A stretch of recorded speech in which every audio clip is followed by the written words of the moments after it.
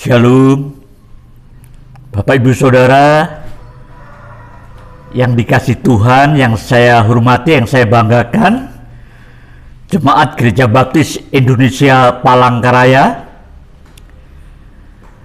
Selamat pagi, selamat berhari Minggu, selamat berbakti. Saatnya kita akan mendengar pemberitaan firman dalam ibadah hari ini. Sebelumnya, mari kita berdoa. Bapa Surgawi,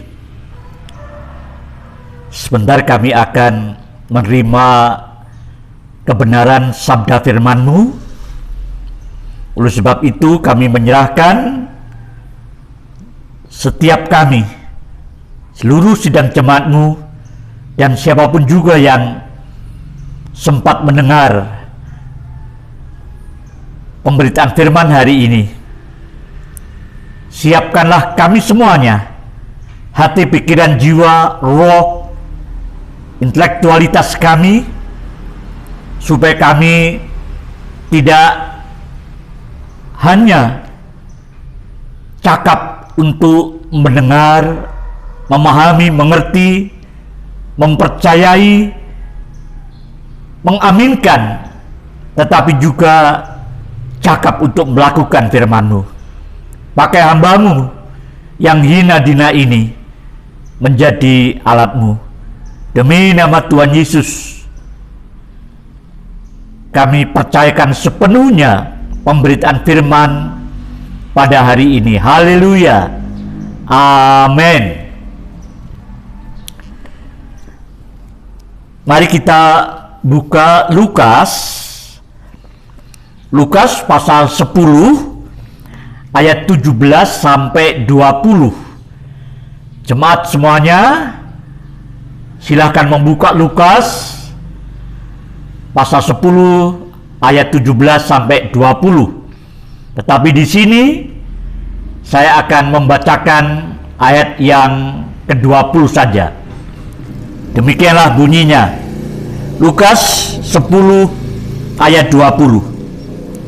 Namun demikian, janganlah bersukacita karena roh-roh itu takluk kepadamu, tetapi bersukacitalah karena namamu ada terdaftar di surga. Saya ulangi. Namun demikian, janganlah bersukacita karena roh-roh itu takluk kepadamu, tetapi bersukacitalah karena namamu ada terdaftar di surga.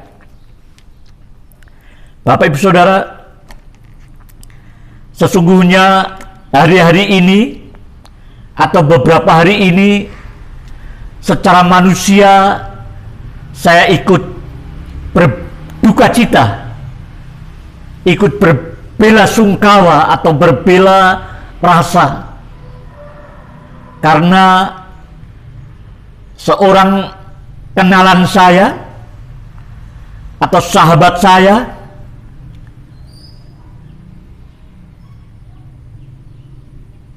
yang di Surabaya beberapa hari yang lalu dipanggil Tuhan setelah dinyatakan sebagai pasien pengidap virus COVID-19, sampai akhirnya dia harus menggembuskan nafasnya. Dia seorang ibu, seorang wanita yang sangat cinta Yesus. Saudara, banyak orang, termasuk saya, yang tidak menduga sama sekali kepergiannya dipanggil Tuhan itu. Dia memang sepantaran dengan saya, tetapi atas kehendak Tuhan, dia harus lebih dahulu meninggalkan dunia ini, bahkan meninggalkan suaminya yang juga sedang dirawat di rumah sakit akibat terkena COVID-19 ini juga. Saudara, sesungguhnya menurut informasi yang saya terima,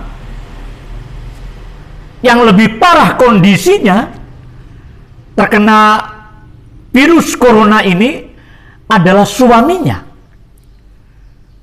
Suaminya seorang dokter yang sudah senior, mungkin sekitar 70-an usianya sekarang ini. Tapi suaminya sampai hari ini masih dirawat di rumah sakit dan sudah diberi plasma juga dari pasien corona yang sudah sembuh. Dan istrinya ini dirawat juga, sesungguhnya tidak separah kondisinya dengan sang suaminya. Tapi ternyata dia dipanggil Tuhan lebih dahulu. Saudara,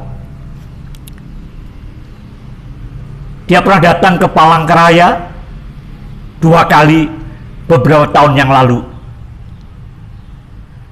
Ibu ini seorang aktivis gereja yang sangat setia. Saudara, saya tidak menyangka secepat itu dia harus kembali ke rumah Bapa di surga. Dan perasaan duka cita ini, saudara, karena saya jauh di sini dari Surabaya, perasaan ini tidak sedalam, tidak seberat duka cita manusiawi ini yang saya rasakan. Itu tidak seberat yang dirasakan oleh saudara-saudaranya di sana, teman-temannya di sana, saudara-saudara seimannya di sebuah gereja baptis di Surabaya. Saudara, mereka sangat kehilangan seorang teman yang baik, teman yang selalu memberi semangat, memberikan inspirasi, motivasi, dorongan, memberi keteladanan di dalam melayani Tuhan. Mereka sangat merasa kehilangan atas kepergiannya yang sebelumnya sama sekali tidak ada yang menduga, apalagi perginya karena COVID-19, saudara. Banyak orang yang merasa sayang, sedih, sangat kehilangan. Pendetanya juga pasti, gerejanya pasti merasa juga kehilangan seorang jemaatnya yang sangat setia kepada Tuhan. Ketika ibu ini masih hidup, dia begitu menjadi berkat bagi banyak orang, bagi gereja. Tapi ketika dia dipanggil Tuhan, siapapun juga tidak bisa memberikan penghormatan terakhirnya karena situasi COVID-19 ini. Jadi ini sesungguhnya sangat disayangkan. Tapi apa boleh buat, Tuhan sudah berkehendak dan mereka semuanya mau tidak mau harus merelakan kepergian si ibu ini. Saudara, memang semua yang mengenal dia rata-rata mempunyai kesan yang baik kesan yang positif terhadap ibu ini. Rata-rata siapapun yang mendengarnya ikut berduka cita, ikut berempati. Tapi itu sudah terjadi. Sedih itu manusiawi, menangis bahkan mungkin saja banyak orang yang menangisi kepergiannya. Itu manusiawi. Tapi sebagai orang percaya, saudara, kita semuanya tidak boleh larut dalam kesedihan.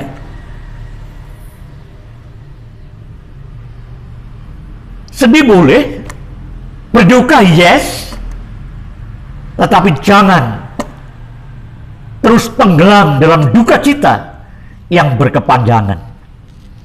Karena apa? Kita orang percaya harus mempunyai sikap yang berbeda dengan sikap yang dilakukan oleh manusia-manusia yang tidak percaya pada Tuhan Yesus Kristus. Karena apa? Karena sesungguhnya ibu ini adalah orang atau pribadi atau anak Tuhan atau warga jemaat yang sangat beruntung. Dia orang yang sangat beruntung selama hidup di dunia, apalagi ketika dia memasuki dimensi kekekalan, kehidupan baru di akhirat, saudara. Saya katakan dia adalah orang yang sangat beruntung. Paling tidak karena 4 alasan. Yang pertama, saudara, selama dia hidup, saya mengenal beliau ini kira-kira 30 tahun yang lalu. Tapi pertama kali mengenal beliau, saya sudah mengenalnya sebagai seorang aktivis gereja, seorang pelayan Tuhan yang sangat giat, sangat bersemangat. Setiap apapun acara gereja, dia selalu hadir. Dia selalu ambil bagian. Dia selalu menjadi faktor penting dalam setiap pelayanan di gereja Baptis, salah satu gereja Baptis di di Surabaya itu. Saudara, saya katakan dia beruntung karena dalam hidupnya dia itu, setahu saya, sepenglihatan saya, dia adalah suami istri yang sangat diberkati Tuhan. Suaminya seorang dokter dan dia punya usaha. Dan dia sungguh bisa menikmati hidup yang berkecukupan, saudara. Tapi dia bukan hanya suami istri yang diberkati Tuhan dengan berkecukupan, tapi dia juga menjadi berkat bagi orang lain, bagi gereja, terutama bagi gereja. Dia sering menjadi sponsor utama untuk kegiatan-kegiatan gereja yang penting. Saudara, dia beruntung karena sepanjang hidupnya, sejauh yang saya kenal, dia sangat diberkati. Bukan hanya diberkati, banyak orang yang diberkati, banyak orang hidupnya berkecukupan, berkelimpahan bahkan, tetapi tidak siap menjadi berkat. Tapi beliau berdua, suami istri ini, menjadi berkat yang besar, menginspirasi banyak orang, mendukung penuh pelayanan hamba Tuhan di gereja itu. Jadi Bapak Ibu Saudara, Dia sangat beruntung karena dia diberkati Tuhan dan menjadi berkat bagi orang lain, bagi pekerjaan Tuhan. Dan ini suatu keuntungan luar biasa, saudara. Setiap orang merindukan hidupnya diberkati. Setiap orang mendambakan dia apa yang dirindukan terpenuhi, tercukupi. Tapi juga dia sering mencukupi, melengkapkan setiap kekurangan yang ada, terutama untuk kepentingan pekerjaan Tuhan. Saudara, dia diberkati, tapi sangat menjadi berkat. Ini keberuntungan yang sesungguhnya menjadi kerinduan kita semuanya. Orang Kristen sejati semestinya rindu juga hidupnya diberkati Tuhan, tapi menjadi berkat bagi yang lainnya, bagi pekerjaan Tuhan. Tidak banyak orang seperti ini, saudara. Sedikit saja orang-orang seperti ini di gereja-gereja Tuhan. Diberkati, tapi siap menjadi berkat. Tapi dia sudah dipanggil.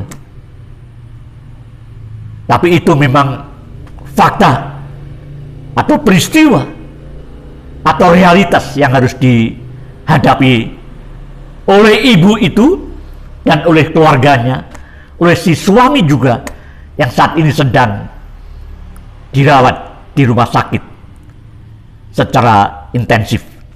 Saudara, dia beruntung karena dia diberkati dan menjadi berkat.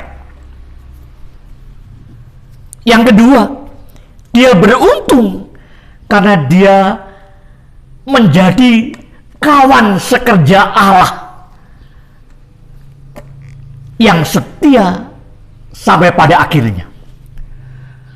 Sejak saya mengenal beliau sekeluarga, saya mengenal beliau sebagai seorang yang sangat setia, sangat aktif, sangat dedikatif sebagai warga jemaat. Dia hampir sepanjang hidupnya menjadi pengurus gereja. Bahkan yang terakhir, dia masih aktif di usia yang mungkin kurang lebih 70 tahun di organisasi wanita Baptis Indonesia. Dia menjadi kawan sekerja Allah. Dia bukan saja menjadi berkat secara finansialnya, tetapi dia juga menjadi berkat secara pikirannya, tenaganya, waktunya. Dia terlibat dalam setiap kegiatan gereja. Saudara, dia kawan sekerja Allah, benar-benar kawan sekerja Allah. Dia diberkati, tapi dia juga mau mendukung pekerjaan Tuhan sebagai kawan sekerja Allah.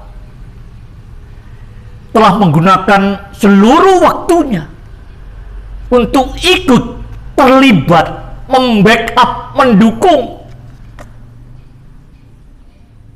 apa saja yang diperlukan oleh gereja di mana dia bergabung. Saudara, ini keuntungan, ini keberuntungan, saudara. Tidak banyak orang yang bisa melakukan hal-hal ini semuanya, saudara. Jadi kalau ada orang seperti ini, maka ini adalah keberuntungan. Saya ingat kata-kata Rasul Paulus bahwa hidupku adalah Kristus, bagiku hidup adalah Kristus. Jadi bagi Paulus, hidupnya untuk melayani Kristus, untuk mengabdikan dirinya kepada Kristus Tuhannya itu. Baginya, hidupnya sepenuhnya untuk memuliakan nama Tuhan. Hidup adalah Kristus. Ibu ini hidupnya untuk Kristus. Keluarga, yes, pasti.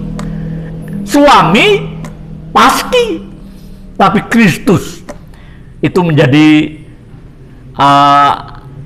sesuatu yang sangat tampak dilihat oleh banyak orang lain. Dia setia, dia cinta Yesus, dia takut akan Tuhan.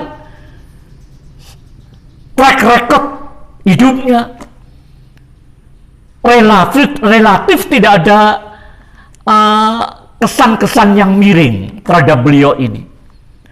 Memang pasti beliau ada kekurangannya. Beliau manusia biasa yang tidak sempurna seperti kita semuanya. Tapi secara umum dia anak Tuhan yang mencintai Tuhannya, yang mengasihi Allahnya, yang sepanjang hidupnya sampai mati dia tetap menjadi pelayan Kristus, kawan sekerja Allah, bahkan menjadi pengurus dari Badan Pengurus Daerah GGBI, Gereja Baptis di Surabaya. Saudara, ini sebabnya banyak orang yang merasa kehilangan. Saya bisa merasakan pendetanya pasti sangat merasa perasaan seperti itu. Bahkan seorang pendetanya masuk juga sekarang ini di rumah sakit karena diduga kuat terkena COVID-19 ini. Sekarang ini masih dirawat, saudara. Tetapi fakta memang seperti itu. Sangat disayangkan secara manusia.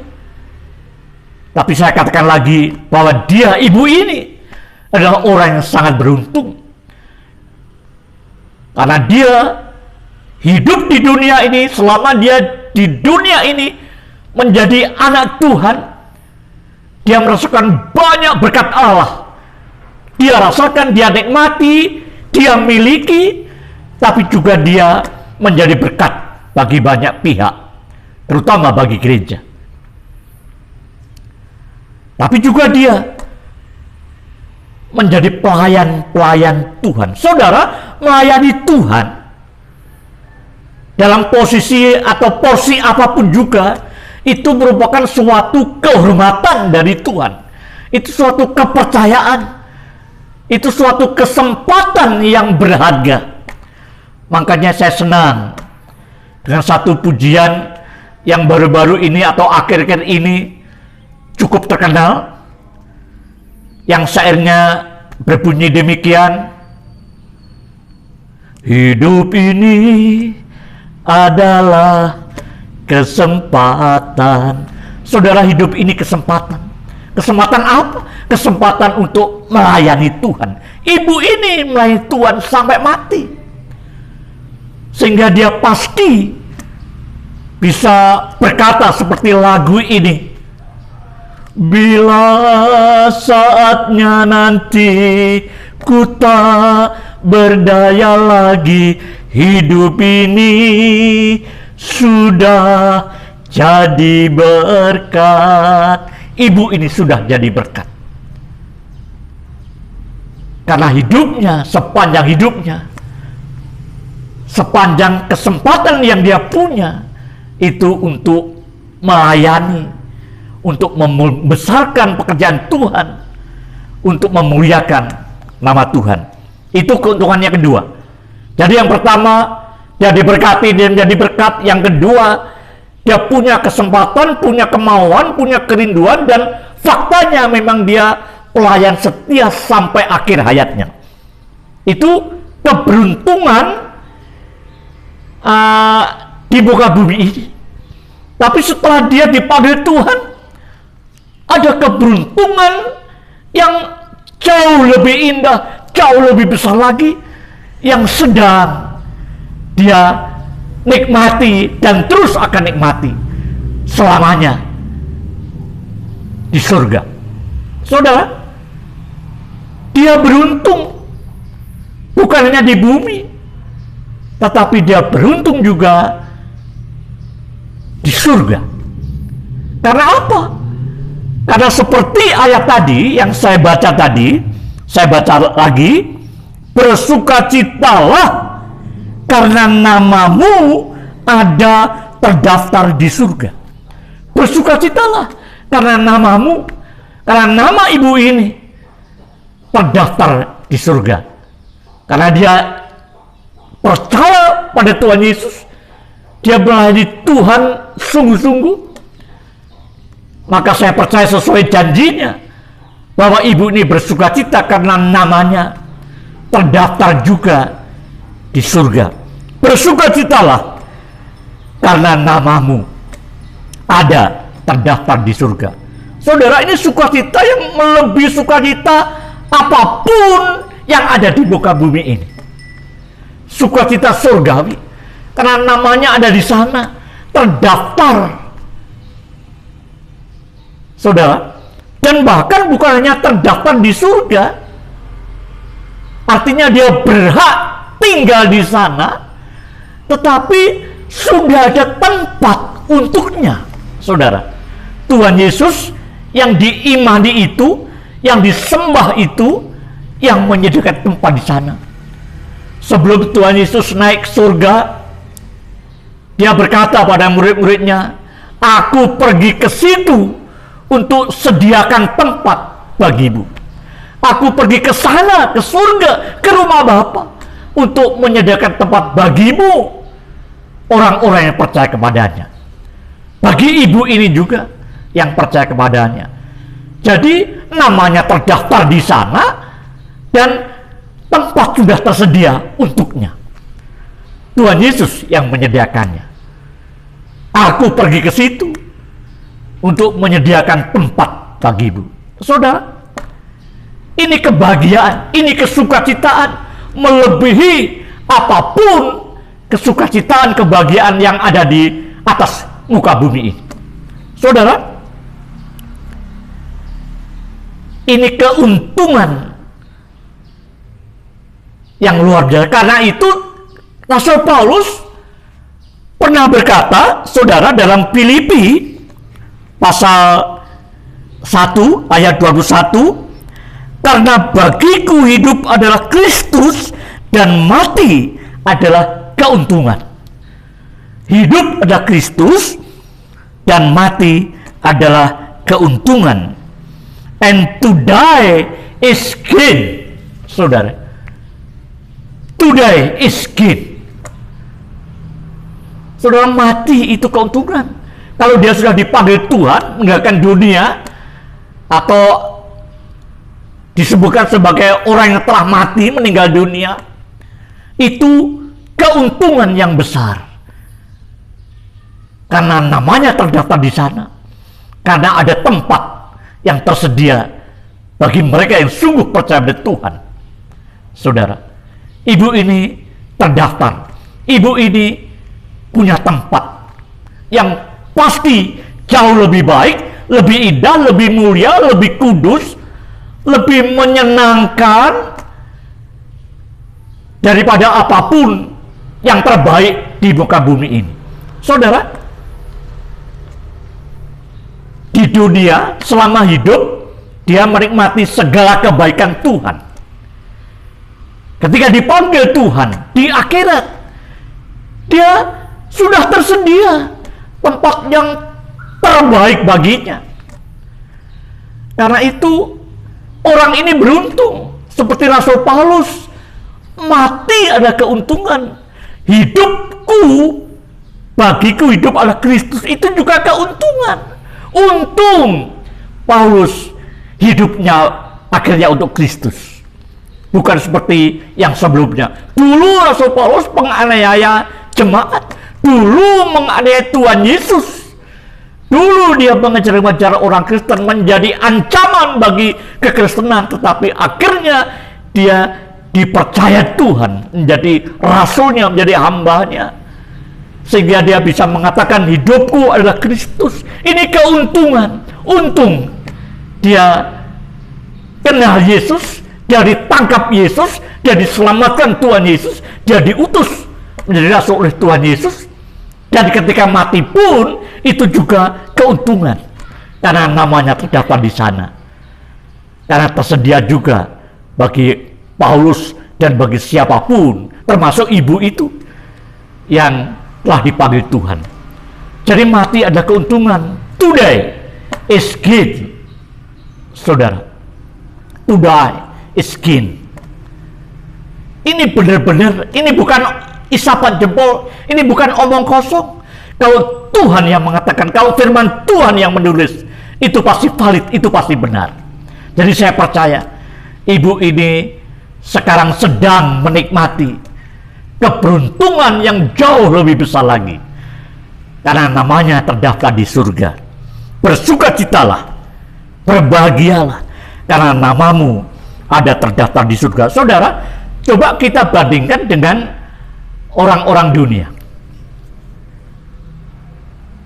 Saudara, bisa saja seorang menjadi kaya raya, misalnya sekaya Bill Gates, sekaya Jack Ma, sekaya konglomerat dunia yang kaya raya itu. Mereka itu pasti menikmati kekayaannya dan punya kebahagiaan manusia di bumi ini karena punya kekayaan yang melimpah ruah. Sehingga secara manusia dia pasti senang. Tapi kalau dia nggak percaya Yesus, seandainya dia belum punya Yesus, matinya dia masuk neraka. Apa untungnya? Di dunia mungkin dia orang hebat, orang terkenal, orang yang dilulukan, dipuja-puja. Bisa saja siapapun juga mempunyai popularitas, mempunyai prestasi, mempunyai pencapaian yang mendunia, mempunyai kekayaan, mempunyai pengaruh, mempunyai kuasa, mempunyai jabatan yang sangat tinggi. Tapi kalau dia masuk neraka pada akhirnya, apa untungnya? Apa gunanya, saudara? Tapi Paulus beruntung ketemu Yesus ketika masih di bumi. Akhirnya dia beruntung, namanya terdaftar di surga. Ibu sahabat saya ini juga beruntung diberkati Tuhan sepanjang hidupnya, dan kemudian menikmati berkat yang jauh lebih besar lagi. Keuntungan yang berlipat-lipat ganda didapatkan di sana. Karena di surga segalanya itu jauh lebih indah, lebih mulia, lebih kudus, lebih benar, lebih nikmat, lebih penuh dengan damai dan sukacita. Segala kemegahan dunia ini nggak ada artinya, kecil dibanding yang ada di surga, saudara. Jadi dia sangat bersukacita saat ini. Karena itu semestinya dukacita saudara-saudaranya dan kerabatnya itu nggak perlu terus berlanjut berkepanjangan. Ibu ini sudah bahagia. Sebagai orang beriman, kita justru bersyukur. Nah, Tuhan sudah menyatakan kehendaknya memberikan tempat yang jauh lebih layak kepada ibu ini. Meskipun kepergiannya secara manusia itu tentu meninggalkan kita semuanya. Tapi tidak apa-apa. Hidup harus terus berjalan. Life must go on.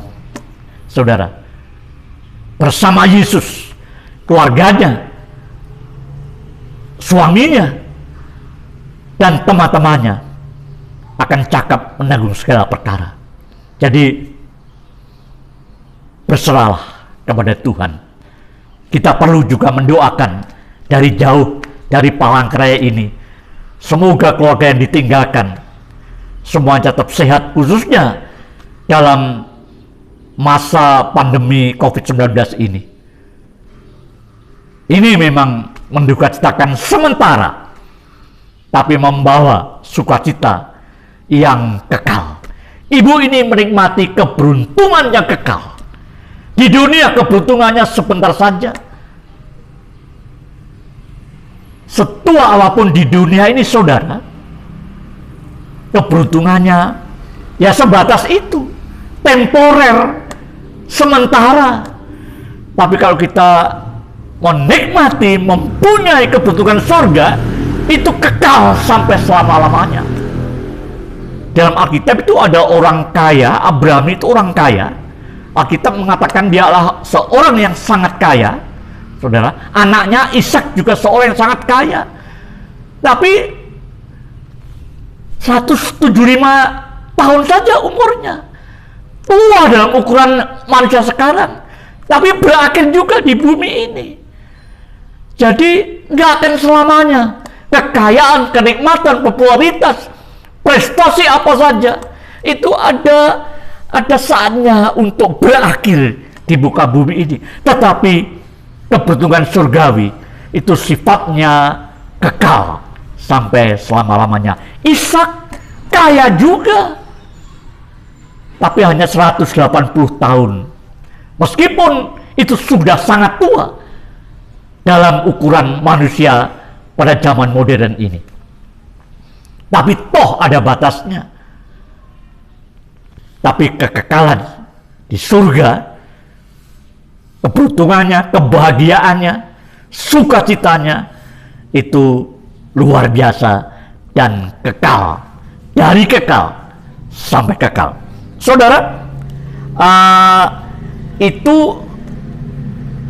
keberuntungan yang ketiga yang sudah atau sedang dinikmati ibu ini. Karena namanya terdapat di surga dan dia punya tempat di surga.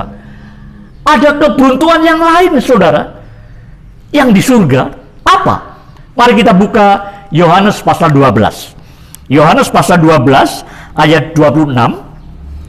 Barang siapa melayani aku, ia harus mengikut aku, dan di mana aku berada, di situ pun pelayanku akan berada. Saudara, barang siapa melayani aku, ibu ini melayani Tuhan sampai mati, sebagai aktivis, sebagai pengurus gereja, sepanjang sampai matinya. Saudara, dikatakan Tuhan Yesus berjanji, barang siapa melayani aku, ia harus mengikut aku. Ini bagian yang dia sudah kerjakan di muka bumi ini. Sekuat mungkin, sebisa mungkin dia ingin mengikut Tuhan. Dan ada janji dari Tuhan Yesus, dan di mana aku berada, di situ pun pelayanku akan berada. Yesus dulu pernah di bumi, tapi sekarang di surga. Karena itu di mana Yesus berada di surga saat ini, pelayanku itu juga akan berada. Ya, ini sama karena sudah disediakan tempat, sudah terdaftar di surga. Tapi ada lanjutannya, saudara, ayat ini. Yohanes pasal 12 ayat 26. Lanjutannya, barang siapa melayani aku, ia akan dihormati Bapa. Saudara, dia bukan hanya terdaftar di surga, dia bukan hanya mempunyai tempat di sana, tapi dia menerima penghormatan surgawi, penghormatan kekal dari Bapa. Nah, Tuhan Yesus di ayat 26 tadi, Yohanes 12 ayat 26, bagian terakhir, barang siapa melayani aku, ia akan dihormati Bapa. Waktu itu akan, tapi sekarang karena sudah di surga, di akhirat dia menerima penghormatan dari Bapa. Saudara, saya ingin tanya, berapa banyak selama ini orang-orang atau pihak-pihak tertentu yang menghormati Anda? Apakah Anda banyak dihormati orang? Atau ada orang-orang yang menghormati saudara dengan tulus, dengan sungguh-sungguh? Berapa banyak orang yang menghormati Anda selama Anda di dunia ini. Dan berapa lama itu Anda rasakan, saudara, penghormatan manusiawi di bumi ini? Saya pastikan itu tidak ada, nggak bisa dibandingkan. Itu kecil, itu nggak ada artinya dibanding penghormatan dari Bapa. Karena Bapa, Tuhan Yesus menjanjikan, barang siapa melayani aku, ia akan dihormati Bapa. Penghormatan surgawi, penghormatan Bapa itu, penghormatan yang kekal, penghormatan yang sungguh tulus, penghormatan yang sejati, penghormatan yang sangat mulia. Di bumi orang bisa jadi disebut sebagai yang terhormat. Banyak yang tadinya disebut sebagai yang terhormat, ya. Misalnya hakim-hakim, tapi banyak juga hakim yang akhirnya nyungsep juga di penjara. Para wakil rakyat disebut juga sebagai orang atau pihak yang terhormat, tapi akhirnya juga banyak di antara mereka juga ratusan orang jumlahnya yang harus tidak bisa disebut lagi sebagai orang yang terhormat atau yang dihormati. Tapi barang siapa melayani aku, kata Tuhan Yesus, ia akan dihormati Bapa. Dan ibu tadi yang telah dipanggil Tuhan itu, dia sedang menikmati penghormatan surgawi dari Bapa di surga. Jadi Bapak Ibu Saudara, dia sangat beruntung. Di dunia dia beruntung karena diberkati Tuhan dan menjadi berkat.